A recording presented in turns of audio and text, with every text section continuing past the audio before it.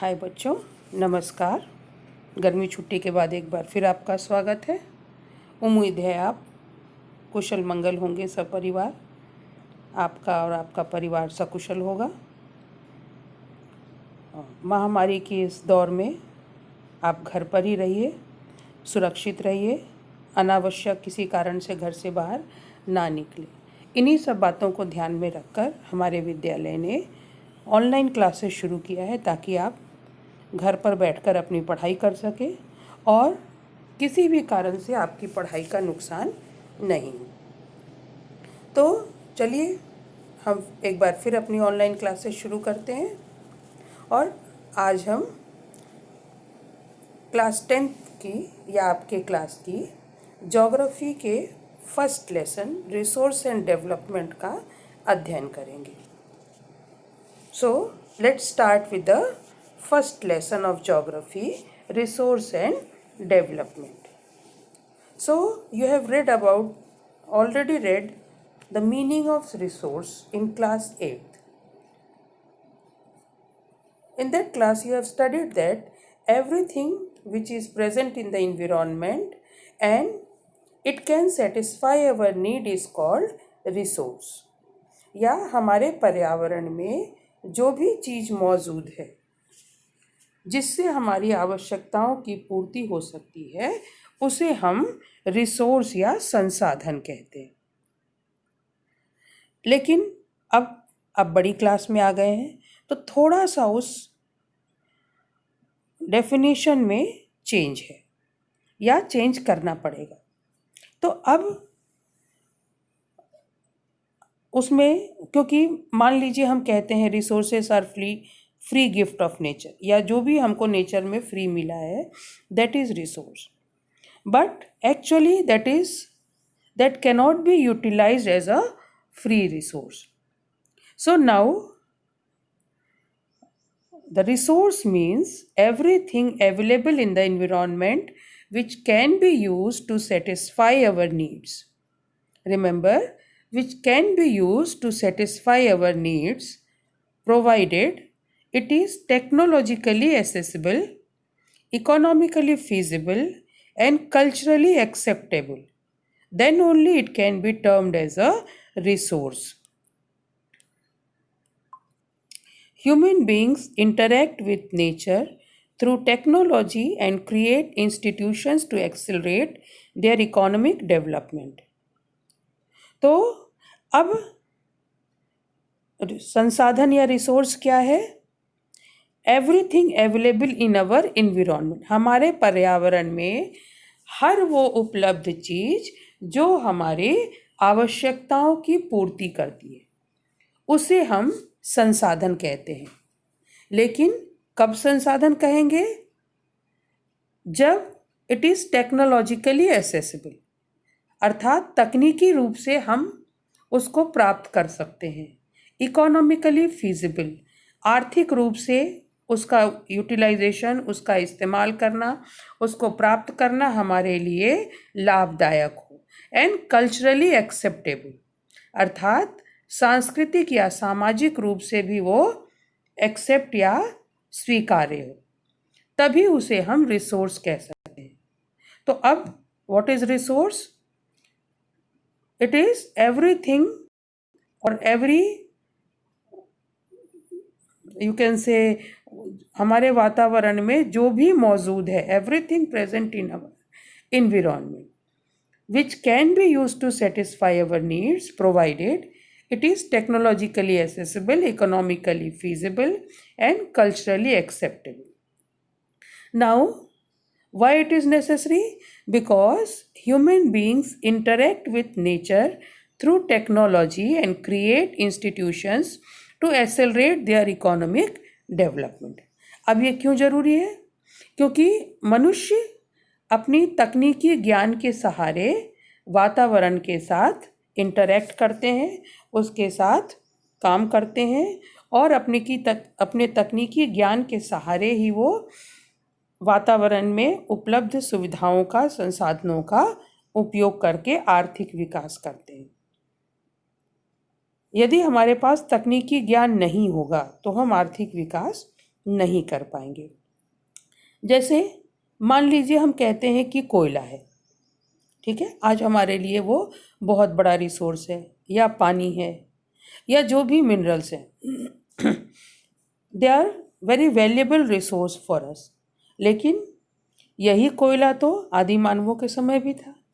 उस समय भी पृथ्वी के अंदर कोयला भरा हुआ था, सोना भरा हुआ था, तांबा भरा हुआ था, आयरन ओर भरा हुआ था। But at that time it was not a resource. क्यों? Because they don't know the technology to utilize the resource. उनके पास वो तकनीकी ज्ञान नहीं था कि वो उन रिसोर्सेज का उपयोग कर सके, इसलिए वो उस समय उनके रिसोर्सेज नहीं होते। इसी तरह से हो सकते हैं बहुत सारी ऐसी चीज़ें वातावरण में हो which is not a resource for us, but it can be a resource for future people.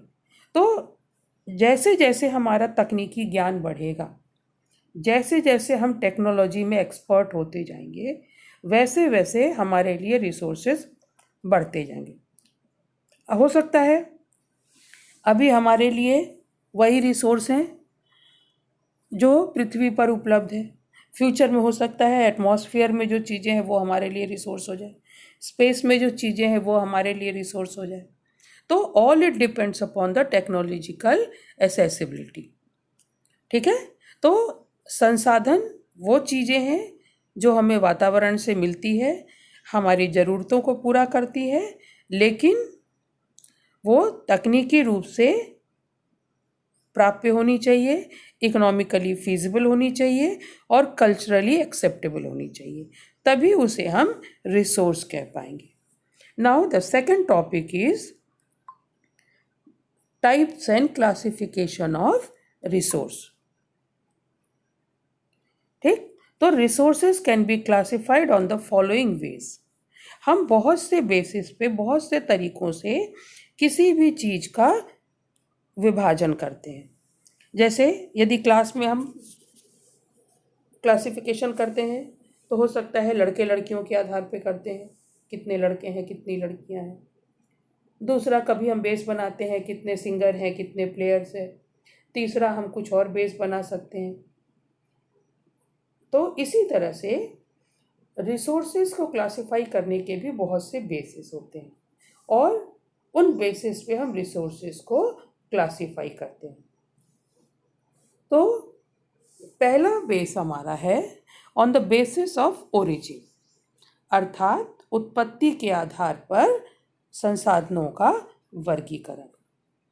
कहाँ से वो ओरिजिनेट हुए हैं, कहाँ से उत्पन्न हुए हैं, उसके आधार पर हम रिसोर्सेज का क्लासिफिकेशन करते हैं। तो on the basis of origin resources are classified into biotic and abiotic resources। उत्पन्नता के आधार पर या उत्पन्न होने के या सूत्र ओरिजिन के हिसाब से रिसोर्स बायोटिक होते हैं, जैविक होते हैं, और अबायोटिक या अजैविक होते हैं। तो इसको जैसा कि आपने बायोलॉजी में भी पढ़ा है, बायोटिक या जैविक मतलब वो रिसोर्सेज जिनमें लाइफ होता है, जैसे पेड़ पौधे हैं, जीव जंतु हैं, मनुष्य हैं। दीज आर बायोटिक रिसोर्सेज, जिनमें जीवन होता है। और दूसरी कैटेगरी है abiotic resources, the resources which are obtained from physical environment. जो भौतिक पर्यावरण से हम रिसोर्स उत्पन्न करते हैं या प्राप्त करते हैं उसे हम अबायोटिक या अजैविक कहते हैं। ठीक है, तो ओरिजिन के हिसाब से कौन सी दो कैटेगरी हो गई, बायोटिक एंड अबायोटिक। अब दूसरी कैटेगरी ऑफ क्लासिफिकेशन है on the basis of exhaustibility, या एग्जॉस्टिबिलिटी के हिसाब से, समाप्त होने के हिसाब से हम रिसोर्सेज का क्लासिफिकेशन कैसे करें। ठीक, तो on the basis of exhaustibility, resources are classified into renewable and non-renewable resources। समाप्यता के आधार पर या समाप्त होने के आधार पर रिसोर्सेज या संसाधनों को हम नवीकरण योग्य और अनवीकरण योग्य संसाधनों के रूप में क्लासिफाई करते हैं। Renewable and non renewable. तो अब ये क्या है? तो रिन्यूएबल जैसा कि नाम से ही आप यदि तोड़ के देखिए, NEW न्यू, ABLE एबल। ठीक, देखिए 3 चीजें हो गई।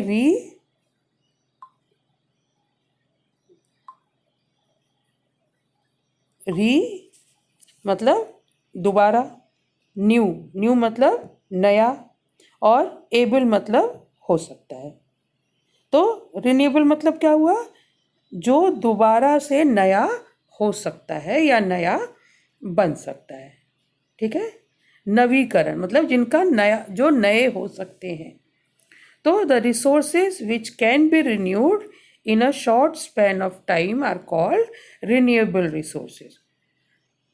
अर्थात जो संसाधन हमें एक कम समय के अंतराल पर प्राप्त हो सकते हैं, जिनको हम दोबारा प्राप्त कर सकते हैं, उन्हें हम रिन्यूएबल रिसोर्स या नवीकरण संसाधन कहते हैं। या इसी को संपूर्ति साधन भी कहा जाता है, जिसकी पूर्ति संभव होती है। ठीक है। Now the second is non renewable. ठीक है। अब नाम से ही देखिए, नॉन रिन्यूएबल मतलब विच कैनॉट बी रिन्यूड, या जिसको हम दोबारा प्राप्त नहीं कर सकते हैं, उसे हम नॉन रिन्यूएबल कहते हैं। आपको याद करने की जरूरत नहीं है, सिर्फ आप स्पेलिंग पे ध्यान दीजिए। रिन्यूएबल में क्या हुआ? री दोबारा, NEW न्यू मतलब नया, ABLE एबल मतलब जो दोबारा नए हो सकते हैं। डेफिनेशन याद करने की जरूरत ही नहीं है। इसी तरह से नॉन रिन्यूएबल, नॉन मतलब नहीं, री मतलब दोबारा, न्यू मतलब नए, एबल मतलब हो सकते हैं। तो जो दोबारा नए नहीं हो सकते हैं, दोज आर नॉन रिन्यूएबल। तो non renewable resources are resources which cannot be renewed in a short span of time, जो कम समय में रिन्यू नहीं हो सकते हैं। पृथ्वी हजारों करोड़ों साल की है, नए संसाधन बनते रहते हैं। तो हमारे शॉर्ट स्पैन ऑफ लाइफ में, निकट भविष्य में जो हमें दोबारा प्राप्त नहीं हो सकते हैं, they are called non renewable resources. तो रिन्यूएबल रिसोर्सेज क्या हो गए? जैसे पेड़ पौधे हैं, जीव जंतु हैं, मनुष्य है, इनको हम एक बार यूज़ कर लेते हैं, दोबारा प्राप्त होते हैं। या जैसे पानी है, पानी एक बार हम यूज़ करते हैं, दोबारा हमको प्राप्त हो जाता है। तो all these are called renewable resources. And what about non renewable? The resources which cannot be renewed in a short span of time.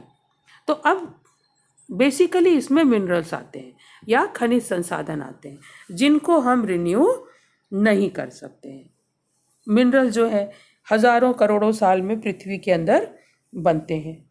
तो बनते जरूर है वो, but they are not renewed in a short span of time, इसलिए उन्हें हम non renewable resource कहते हैं। ठीक है। तो 2 कैटेगरी हो गई। पहला कौन सा हुआ? On the basis of origin. दूसरा हुआ on the basis of exhaustibility. अब तीसरा है on the basis of ownership. ठीक, on the basis of ownership. Ownership मतलब क्या हुआ? मालिक कौन है। तो स्वामित्व के आधार पर रिसोर्सेस का बंटवारा, कौन उस रिसोर्स का मालिक है, ओनर कौन है, इसके आधार पर जब हम रिसोर्सेज को बांटेंगे तो they are classified into individual, community, national and international resources. ठीक, जब हम स्वामित्व के आधार पर बांटेंगे तो संसाधन कौन से होंगे? इंडिविजुअल या निजी, कम्युनिटी या सामुदायिक, नेशनल या राष्ट्रीय और इंटरनेशनल या अंतर्राष्ट्रीय। तो स्वामित्व के हिसाब से रिसोर्सेज को हम इन 4 भागों में बांटते हैं। ठीक, अब इंडिविजुअल रिसोर्स, नाम से ही क्लियर है, इंडिविजुअल मतलब किसी एक व्यक्ति का है। तो individual resources means the ownership belong to a particular person और a small group of persons, मतलब किसी एक व्यक्ति या व्यक्तियों के छोटे से समूह के पास जब उसका स्वामित्व होता है तो उसको हम इंडिविजुअल रिसोर्स कहते हैं। दूसरा है community resource. If the resources are owned by a particular community, अर्थात यदि संसाधन किसी समुदाय के अधीन होते हैं तो उसे हम कम्युनिटी रिसोर्स कहते हैं। जैसे आपने देखा होगा आपके शहर में पार्क है, उसको सब यूज़ करते हैं, पब्लिक प्लेसेस हैं, होटल्स हैं, या इस तरह की और भी ऐसी चीज़ें जिस पर सभी पूरे समाज का अधिकार होता है, उसे हम कम्युनिटी रिसोर्सेज कहते हैं। ठीक है। तीसरा है नेशनल रिसोर्सेज या राष्ट्रीय संसाधन। तो बेसिकली जितने भी संसाधन हैं all are national resources, but सरकार हमको यूज़ करने के लिए दे देती है। तो एक तरह से देखा जाए तो जो हमारे इंडिविजुअल रिसोर्सेज हैं basically they are national resources, but government has given us to utilise. इसीलिए आपने देखा होगा कि जो भी हमारे पास खेत हैं या हमारा घर है सब गवर्नमेंट को देना पड़ता है। ठीक है। तो resources which are owned by a particular nation are called national resources. और इंटरनेशनल रिसोर्सेज या अंतर्राष्ट्रीय रिसोर्सेज कौन से होते हैं, जिसमें पूरे अंतर्राष्ट्रीय विश्व का या अंतर्राष्ट्रीय समुदाय का स्वामित्व होता है। जैसे स्पेस है, कोई नहीं कह सकता कि चंद्रमा हमारा है या मंगल ग्रह हमारा है या वायुमंडल हमारा है, या समुद्र में 200 नॉटिकल माइल्स के बाद का जो समुद्र है ये इंटरनेशनल रिसोर्स है, अंटार्कटिक है, नॉर्थ पोल है। इस तरह के जितने भी इलाके जो किसी पर्टिकुलर देश के अधीन नहीं है they are called international resources. चौथा क्लासिफिकेशन है on the basis of status of development, विकास के आधार पर संसाधन का वर्गीकरण। तो on the basis of status of development resources are classified into potential, developed, stock and reserve. विकास के आधार पर संसाधनों को हम इन 4 भागों में बांटते हैं, पोटेंशियल, डेवलप्ड, स्टॉक और रिजर्व। ठीक। तो पोटेंशियल रिसोर्सेस